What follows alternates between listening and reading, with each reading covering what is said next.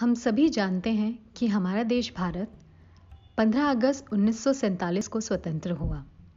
स्वतंत्रता के बाद देश में हमें एक ऐसी व्यवस्था की ज़रूरत थी जिससे देशवासियों के जीवन को बेहतर बनाया जा सके। ऐसी व्यवस्था बनाने के लिए देश भर के कोने कोने से 300 लोगों को मिलाकर संविधान सभा का गठन किया गया।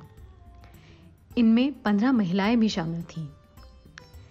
इस सभा में अलग अलग धर्म, जाति, मान्यताओं, राजनीतिक विचारधारा और व्यवसायों के लोग शामिल थे।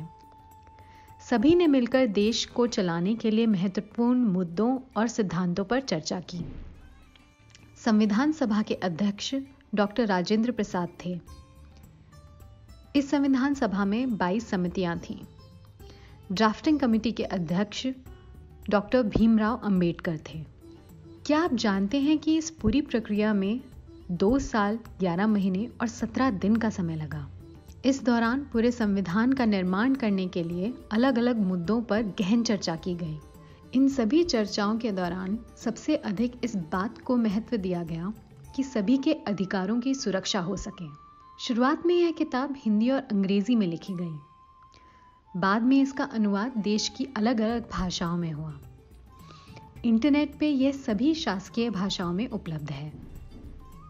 इस तरह जब संविधान पूरा बनकर तैयार हो गया तो 26 नवंबर 1949 को इसे अपनाया गया।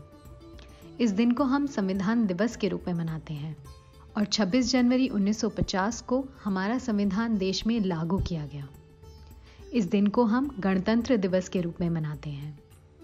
आइए हम मिलकर अपने इस संविधान को गहराई से जानें, समझें और अपने जीवन और देश को बेहतर बनाएं।